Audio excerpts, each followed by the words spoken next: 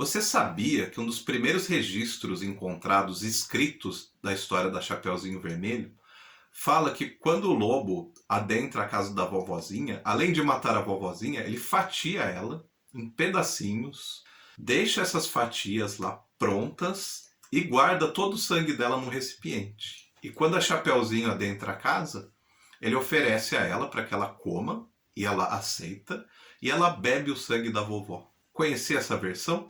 Parece chocante, não é?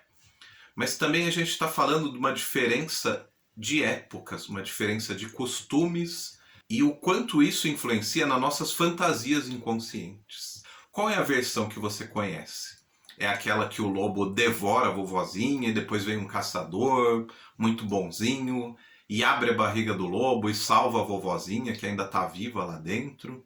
Ou é uma versão que sequer o lobo devora a vovó, é mais tranquila, a gente só está falando ali da obediência que a Chapeuzinho deveria ter, não desobedecer a sua mãe?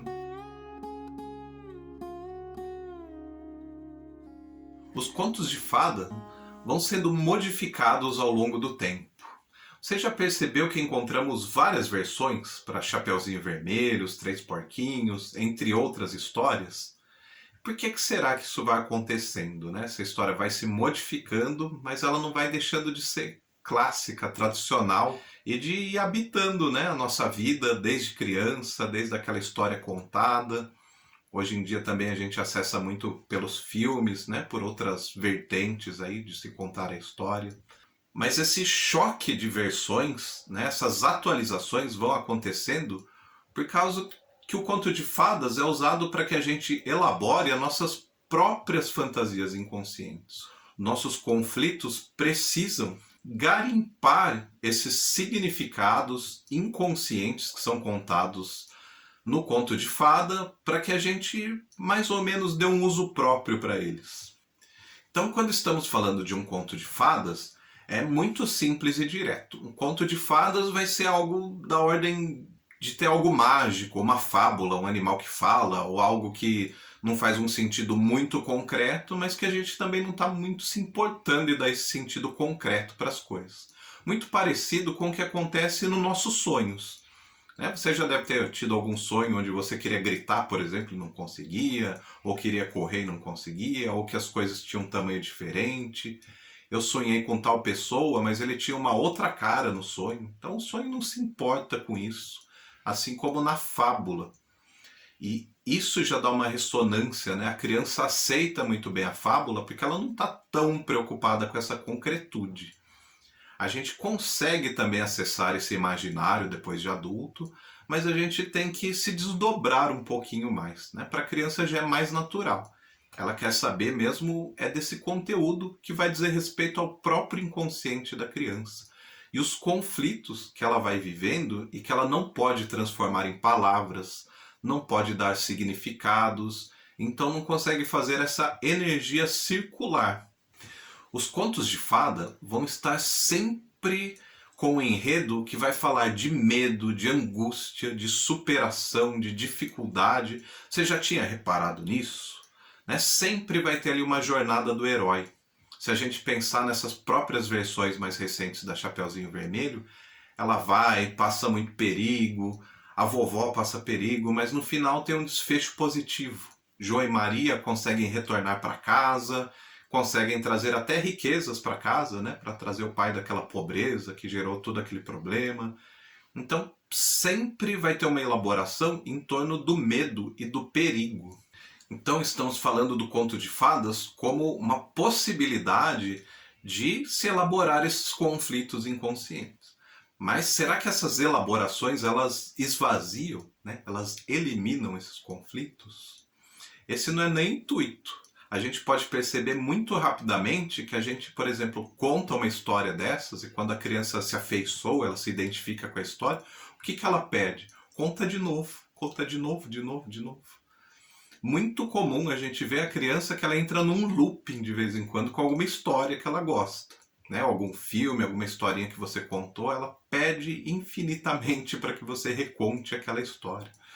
E por que será que isso acontece, então? Né? Estamos falando ali de uma função, de ligar essas funções inconscientes, dar significado, transformar em palavra, fazer circular questões que a gente nunca dá conta na nossa condição humana. Questões muito triviais até, como a gente pensar na finitude da vida, ou como a vida é fugaz. Né? Num piscar de olhos a vida se desfaz, e o quanto a gente não tem controle sobre isso. Ou a gente pensar como a gente é pequenininho nesse tamanho todo de universo que pelo menos a gente conhece, né? Então, o quanto a gente é insignificante para algumas coisas. O quanto a gente planeja e não dá conta de executar tudo aquilo que a gente gostaria. Então, estamos sempre sendo colocados a provas de angústias, de medos, de mistérios que não sabemos resolver. Então, vamos acessar essas mitologias, esses contos de fada, como uma tentativa de reorganização e de reelaboração o tempo todo. Depois de adultos, continuamos querendo acessar esses mistérios, querendo elaborar os nossos medos. Então vamos modernizando isso, né? Vamos dando uma cara mais adultizada para alguns mistérios, para algumas questões de fantasia, mas ainda vamos bebendo dessa fonte. Né? E algumas pessoas que não gostam de acessar isso, elas vão se desafiar nesses medos de outras formas. Aí vão praticar esportes radicais, vão acelerar o carro para andar em alta velocidade. O importante é a gente tentar elaborar. Mas vamos voltar lá para os contos de fada. Por que então que eles têm esse significado tão universal? Né? Eles vão sendo contados em tantas culturas e vão sendo atualizados, mas nunca são perdidos de vista. Você já parou para interpretar algum conto de fada? Vamos pensar assim de uma forma bem geral sobre a história da Caixinhos Dourados. Você lembra a história da Caixinhos Dourados? Não vou contar a história inteira, mas para a gente relembrar rapidamente, é aquela garotinha que está perdida na floresta, com muita fome, e ela acaba achando a casa da família dos ursos. E aí ela chega lá, uma tigela de mingau está muito quente, outra tigela está muito fria. Ela tem que ficar buscando, né, o mingau ideal ali para que ela consiga se alimentar. Então parece que está sempre desajustado para ela. Aí ela vai sentar numa cadeira que é muito grande, a outra cadeira é muito baixa, aí a outra cadeira assim tá ideal para ela.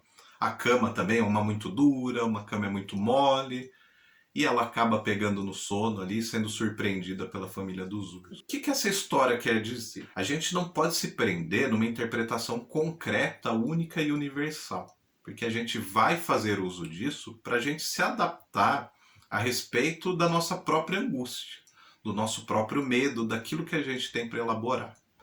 Mas a gente pode pensar assim de uma forma global. A criança gerada, né, numa barriga que está oferecendo a ela alimentação adequada, tudo que ela precisa, quando ela nasce, ela já vem para um mundo não tão acolhedor assim quanto ela gostaria. Ela tem o mundo ali dos adultos, não alcança tudo pela casa, ela tem que se adaptar aos horários, às rotinas, ao próprio regimento moral, ao desejo do adulto. O adulto quer que ela faça, ela tem que obedecer.